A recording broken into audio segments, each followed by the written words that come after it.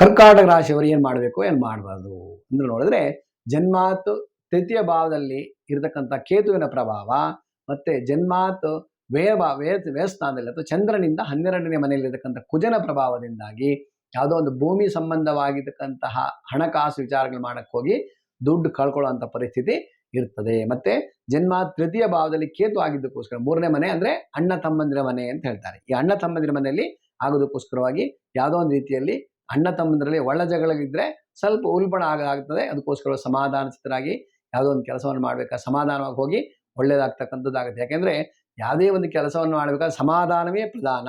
ಸಮಾಧಾನವಾಗಿ ಮಾಡಿದ್ರೆ ಏನ್ ಬೇಕಾದ್ರೂ ಆಗತ್ತಂತ. ಅದಕ್ಕೋಸ್ಕರವಾಗಿ ಸಮಾಧಾನದಿಂದ ನಡ್ಕೊಂಡು ಹೋಗಿ ಖಂಡಿತವಾಗಿಯೂ ಒಳ್ಳೇದಾಗ್ತಕ್ಕಂಥದ್ದಾಗತ್ತೆ.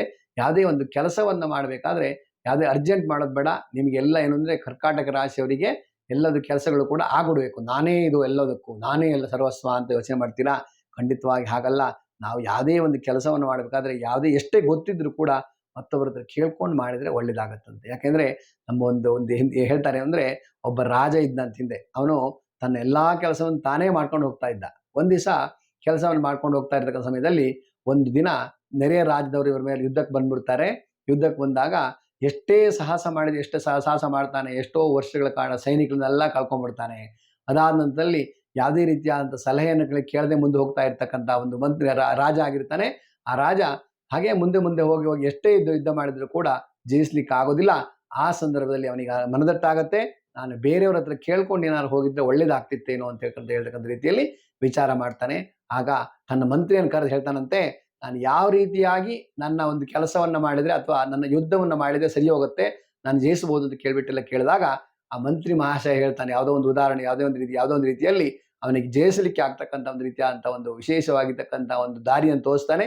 ಅದರಿಂದಾಗಿ ಅವನು ತನ್ನ ರಾಜ್ಯವನ್ನ ಪುನಃ ತನ್ನ ರಾಜ್ಯವನ್ನ ತನ್ನ ಸಂಪೂರ್ಣವಾಗಿರ್ತಕ್ಕಂಥ ತೆಗೆದುಕೊಳ್ತಾನೆ. ಮತ್ತೆ ಇನ್ನೊಬ್ಬರ ಸಲಹೆ ತೆಗೆದುಕೊಂಡು ಮಾಡಿದಾಗ ಒಳ್ಳೇದಾಗತ್ತೆ ಅಂತ ಹೇಳೋದನ್ನ ತಿಳ್ಕೊಂಡು ಆ ರಾಜ ಕೂಡ ಪುನಃ ತನ್ನ ರಾಜ್ಯವನ್ನ ತನ್ನ ವಶಪಡಿಸ್ಕೊಳ್ತಾನೆ. ತನ್ನ ಸ್ವಬರ್ಧೆಯಲ್ಲಿ ಇಟ್ಕೊಳ್ತಾನೆ.